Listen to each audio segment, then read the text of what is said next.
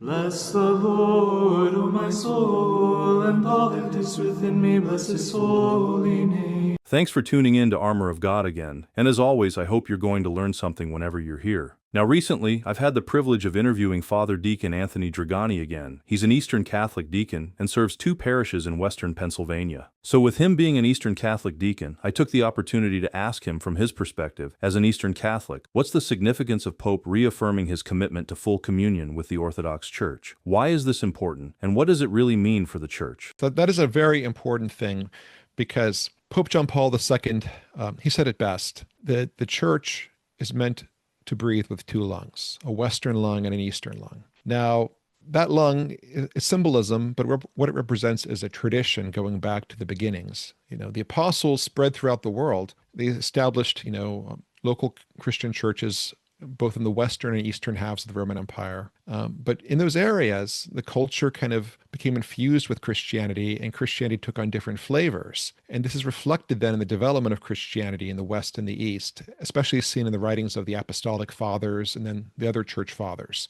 and in the ecumenical councils. So in the West and the East, Christianity kind of, emphasized different things, not contradictory things, but complementary things. And both the Western and Eastern traditions are a huge part of our heritage as Catholics. They're meant to go together. Now, what happened was when the schism, usually dated to 1054, took place, although it was more gradual than that, but when that schism took place between the East and the West, the Western Church, the Roman Catholic Church, was cut off largely from what the East offered, especially the theology of the Eastern Fathers and the beautiful spirituality that accompanied that. Likewise, the Eastern Church was cut off from much of what the West offered, beautiful Western theology and spirituality, but also the leadership of the Bishop of Rome, which is, in my opinion, vital to have a healthy, functioning church. You need some sort of central uniting element, which is what the Pope is meant to be. So both the West and the East suffered from this. Now, what happened was some little parts of the Eastern Church here and there over the centuries reestablished communion with Rome. In some cases, you had, Orthodox Eastern churches that as a whole came into communion with Rome, or sometimes parts of them did. That's where the Eastern Catholic churches came from. And we represent that tradition. We kind of carry it with us. But unfortunately, we're just a small minority in the Catholic Church. We're about 3%. Now, we have tremendous symbolic value because we show that the Catholic Church has both the Western and Eastern traditions. Otherwise, the church would be purely Western.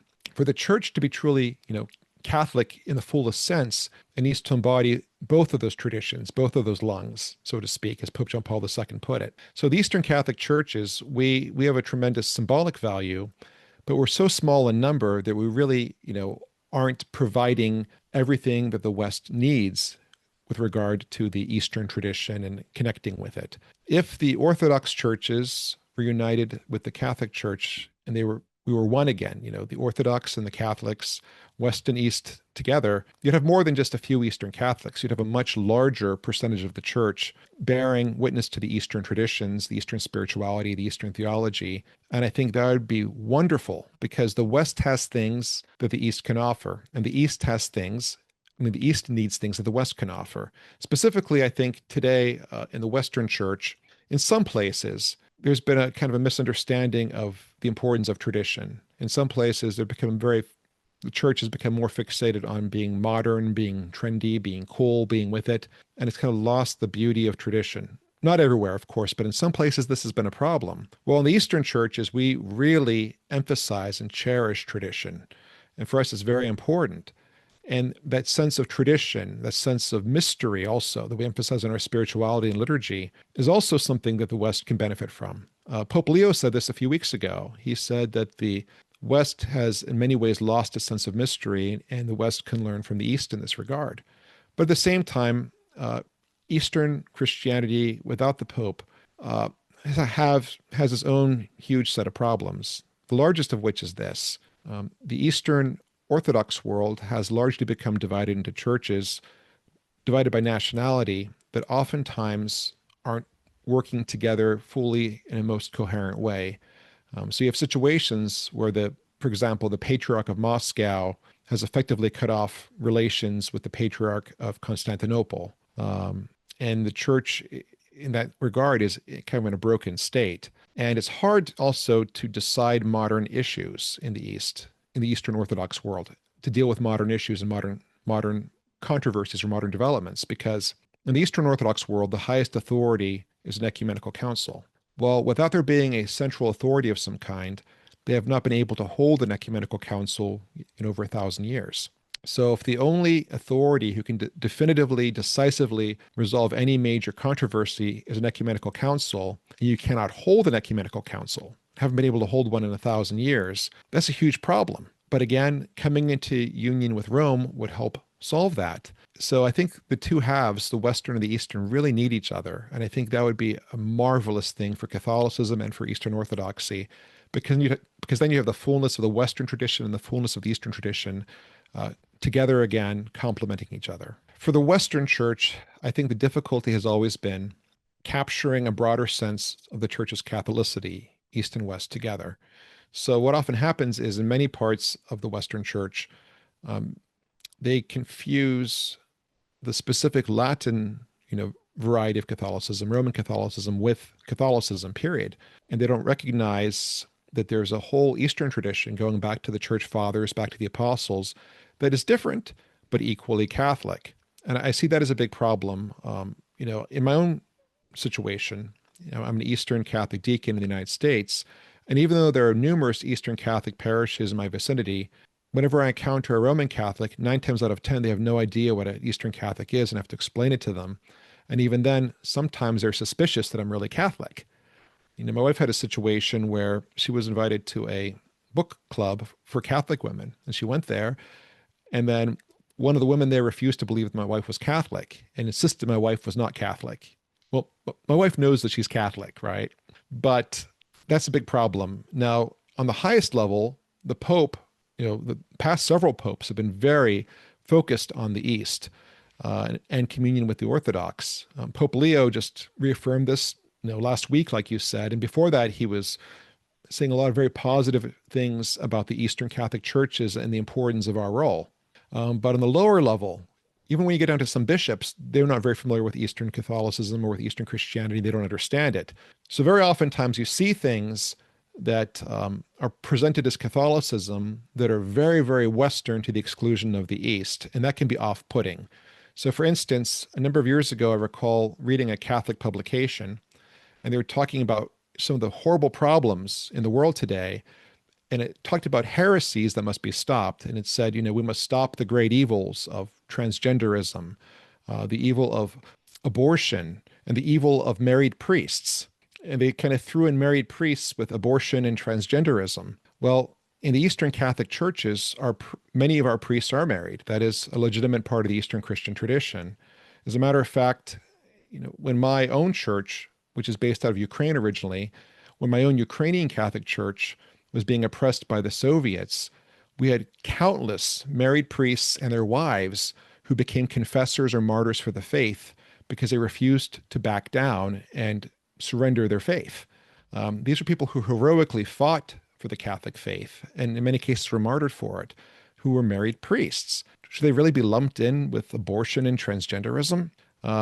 So that kind of attitude is very off-putting to those in the East, especially to the Orthodox. They see that and they're thinking, will we ever be really appreciated in the East, in the West? If we reunite with Rome, will we be respected for who we are, or will we be forced to give up our Eastern traditions, our Eastern theology, our Eastern spirituality? Well, the Catholic Church's definitive answer is no, you'd never be forced to give that up. You're supposed to preserve it. But the Orthodox don't necessarily see that because all they're seeing is a lot of ignorance in many cases. So that's a big problem from the Western side. But the Orthodox, their issue is kind of coming to terms with the role of the Pope.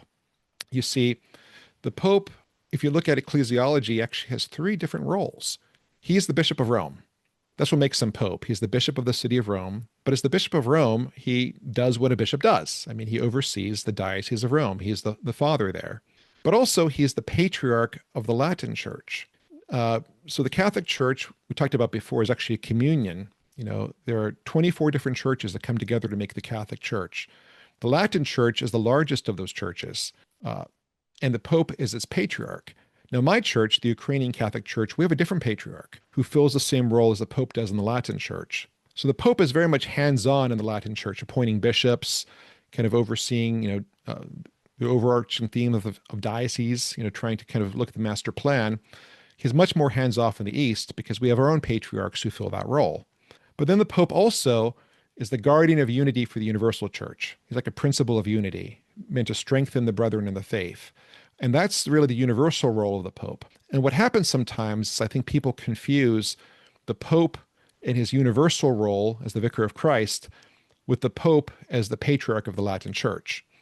And the Orthodox see that and they don't quite understand how that would work for them. So they need to understand that the papacy is a part of the constitution of the church. Now, most would not agree with that, but some would. But they have to come to terms with that and perhaps appreciate it. Because if you look at the church fathers and look at history, it's very clear that the Pope, especially in the first millennium, played a very important role. Now, he wasn't, hands-on in the dioceses of the East. As a matter of fact, he mostly left the Eastern churches alone. But when he was needed, he would intervene. And there are countless cases of Eastern church fathers who were dealing with controversies where he would ask the Pope to get involved. And very often the Pope would get involved and resolve the dispute. That's really how it could function in a reunited church. Union with Rome doesn't mean the Pope, is appointing your bishops and, controlling the geography of a diocese. That's what he does as patriarch of the Latin Church. But for the Eastern churches, it operates differently. So I think in the East, there needs to be some sort of understanding of how the Pope operates, but also that role is necessary. One of the big stumbling blocks is what happened at Vatican I, where Vatican I, it defined the infallibility of the Pope. But I often think it would be better if we talk more about the infallibility of the Church and the Pope exercising that infallibility. Because the infallibility really isn't centered in the person of the Pope, it's centered in the Church. But the office of Pope exercises that. It's the Church that will triumph. The gates of hell will not triumph against the Church. But the Pope, in that role, exercises that infallibility. I think emphasizing that is important, that it's not the infallibility of the Pope as much as it's the Church's infallibility that the Pope exercises. But also, Vatican I talked about the Pope having immediate jurisdiction, immediate jurisdiction. And the Orthodox interpreted that to mean that the Pope wants to basically control every diocese in the world, whether Eastern or Western. That's not what that was put in there for. The reason that was emphasized was because of what was going on in the world at the time, which was there was a real struggle then where many governments, many states were trying to control the church. And governments wanted to appoint bishops, for example. But by emphasizing that the Pope has immediate jurisdiction anywhere, what that means is he can always intervene if necessary. He always has that authority. It doesn't mean he will. It doesn't mean he wants to, but it means he can. And that means there's always a higher authority than the government. And that's a good thing, because ultimately we don't want church being controlled by state. That's a terrible situation. So having an authority who's always greater than the state is actually a blessing because it liberates the church from the tyranny of the state. And I think the Catholic Church kind of needs to reframe it this way for the Orthodox to understand it. And I think if the Orthodox see it that way and see it in the context of history, it becomes a lot more appealing to them. Well then, that will be all for the video this time. And as always, thank you so much for taking the time to be here again, and hopefully all of you have learned a lot from this video. Remember, if there's any feedback or suggestion, please let us know in the comments below. Anyway, if you like what we do and you'd like to support us, I left a link to our PayPal donation in the description box below, and from the bottom of my heart, thank you so much for your continuous support, contributions, and prayers. And until the next one, thanks again for watching and may God bless you.